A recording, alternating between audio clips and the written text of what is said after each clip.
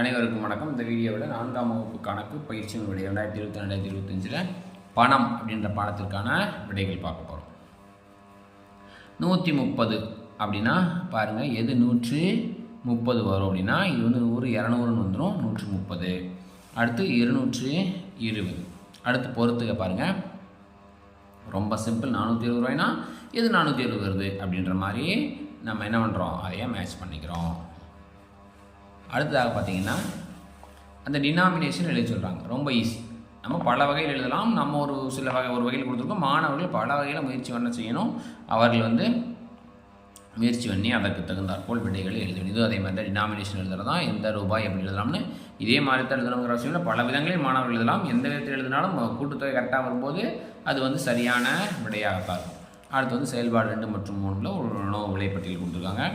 அடுத்த அட்டவணையை நிரப்புகன்னு கொடுத்துருக்காங்க. அதே தான் அந்த உணவு விலைப்பட்டியலிருந்து இங்கே ரேட் கொடுத்துருக்காங்க. உண்மை விலை, தோராய விலை. தோராய விலைனா அருகிலுள்ள 10க்கு தோராய மதிப்பு பண்ணுறோம். எப்படி பண்ணுறது? 5க்கு மேல் இருந்தால் அடுத்த 10, 5ஐ விட குறைவாக இருந்தால் அதற்கு முன்னால் உள்ள 10. அதே மாதிரி தான் இதுவும் தோராய விடை.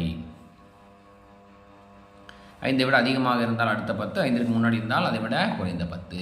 அடுத்து விலைப்பட்டியலை விட்டு நோக்கி தேர்ந்தெடுக்க சொல்கிறாங்க. இது மிகவும் எளிதான். மாணவர்கள் பார்த்த உடனே மிகவும் எளிதாக இதற்குண்டான விடைகளை தேர்ந்தெடுத்து விடுவார்கள்.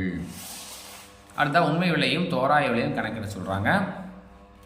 உண்மை விலை மேலே கொடுத்துருக்காங்க. 2 பொருள் 2ஆல் பெருக்கி போடுறோம். 2 பொருள் 2ஆல் பெருக்கி போடுறோம். 3 பொருள் 3ஆல் பெருக்கி போடுறோம். அதனுடைய தோராய விலை 5ற்கு மேல் இருந்தால் அடுத்த 10, 5ஐ விட குறைவாக இருந்தால் முன்னாலே உள்ள 10ஐ எழுத வேண்டும். அடுத்து பாருங்க, கூடுதல் காண்கன்னு கொடுத்துருக்காங்க. மிக எளிது தான். சாதாரணமாக அதனுடைய விடைகளை எழுதி கூட்டணும். சரிங்களா? மேலே இருக்க ஆன்சர் எழுதுகிறோம், மேலே இருக்கிற விடைகளை எழுதுகிறோம், அதை வந்து கூட்டிக் கொள்கிறோம். சரிங்களா? அடுத்து வந்து அதே மாதிரி பாருங்கள், சட்டை கடிகாரம் கொடுத்துருக்காங்க. கூடுதல் வேறுபாடு, கூடுதலும் வேறுபாடு, ஒவ்வொன்றினுடைய கூடுதலும் வேறுபாடும் கண்டுபிடிச்சு சொல்கிறாங்க. ஒவ்வொரு 2 பொருளினுடைய கூடுதல் 2 பொருளினுடைய வேறுபாடு கண்டுபிடிச்சு சொல்கிறாங்க.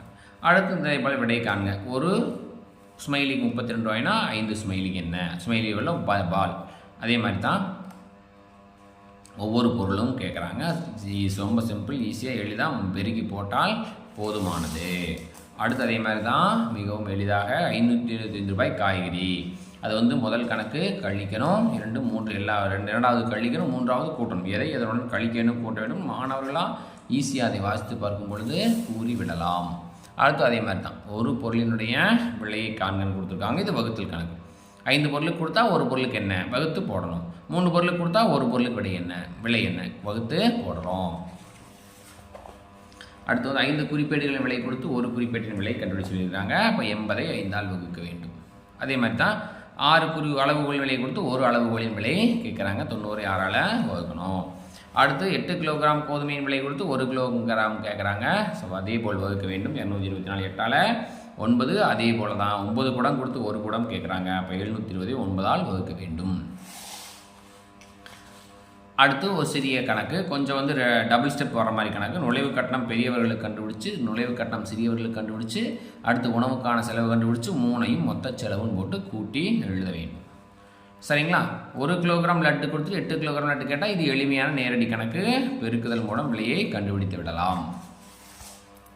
அடுத்து நானே உருவாக்குவேன்னு கொடுக்குறாங்க. இதை வச்சு ஒரு சின்ன டிபார்ட்மெண்ட் ஸ்டோர் மாதிரி நீங்கள் ஒரு கடை பேர் போட்டு ஒரு பில், ஒரு பட்டியல், உங்களுக்கு விருப்பப்பட்ட பொருட்களை எத்தனை பொருளோ அதை எழுதி அதனுடைய மொத்த தொகையை கண்டுபிடிக்கிற மாதிரி மாணவர்கள் அவர்களையா எழுத வைக்க வேண்டும். இப்போது இந்த வீடியோவில் இருக்கிற எல்லா கணக்கும் உங்களுக்கு பிடிச்சிருக்கும்னு நினைக்கிறேன். பிடிச்சிருந்தா லைக் பண்ணுங்கள், சப்ஸ்கிரைப் பண்ணுங்கள், ஷேர் பண்ணுங்கள். தேங்க்யூ.